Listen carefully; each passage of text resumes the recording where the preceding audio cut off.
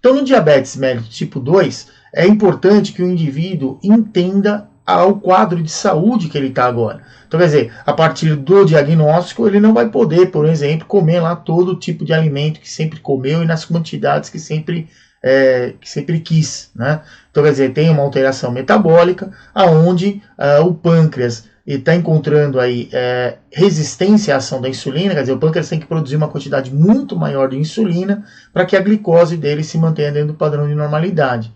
Ou então, a questão relacionada à incapacidade do pâncreas em produzir a quantidade necessária de insulina para que ele fique no padrão de normalidade. Por isso aí o diagnóstico do diabetes tipo 2.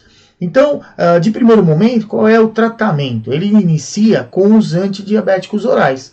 Antidiabéticos orais que vão trabalhar em diferentes sítios de ação. Quer dizer, os que vão fazer lá aumentar a quantidade de insulina que é produzida pelo pâncreas, os que vão impedir aí o armazenamento e a liberação de glicose pelo fígado, os que vão fazer efeito quando a gente come alimentos normalmente que tem aí carboidrato. Então a gente tem vários tipos de ação diferentes, vários medicamentos com diferentes sítios de ação para o tratamento do diabetes. E também não quer dizer que o portador de diabetes, depois de uns 10 anos de diagnóstico, ele não venha a usar insulina como parte do tratamento. Infelizmente, as pessoas muitas vezes falam, a pessoa tem diabetes, aquela diabetes que é a mais forte, é a mais complicada, porque precisa tomar insulina. Esse é um padrão, na verdade, de efeito do tratamento. É comum isso acontecer. Então, o indivíduo, inicialmente, o pâncreas dele produz ainda insulina, mesmo que não seja suficiente para fazer a normoglicemia, por conta disso aí o diagnóstico de diabetes, e com isso o tratamento com antidiabético oral normalmente corrige essa situação. Mas a gente sabe que a partir do diagnóstico, em torno de 10 anos mais ou menos, que teve o diagnóstico de diabetes tipo 2, é comum, principalmente o portador de diabetes tipo 2, também fazer o tratamento, às vezes com doses de insulina noturna. E mais para frente, dependendo do tempo que ele tem de doença, muitas vezes ele fica com um tratamento semelhante a quem tem diabetes tipo 1, tomando 2 tipos de insulina, uma de ação mais lenta, mais prolongada para servir como basal e uma outra com uma ação mais curta, né?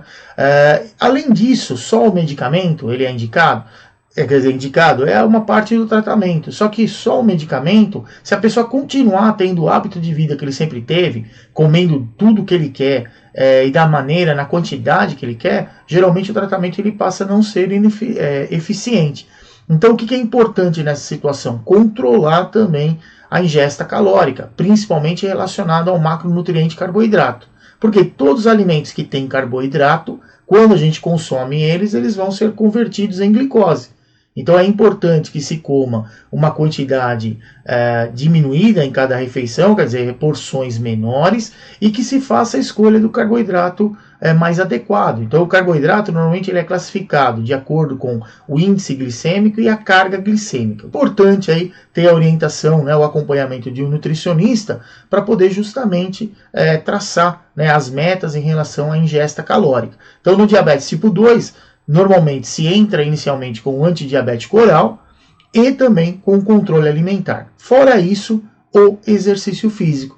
Então o exercício físico ele é importante no tratamento do diabetes tipo 2. Então normalmente no diabetes tipo 2, usando medicamento, controlando a alimentação, principalmente relacionada aos tipos de carboidrato e fazendo exercício físico, normalmente se tem aí um bom controle do diabetes e o indivíduo vai ter um padrão de vida muito próximo aí do indivíduo que não tem diabetes, então muito próximo do padrão normal.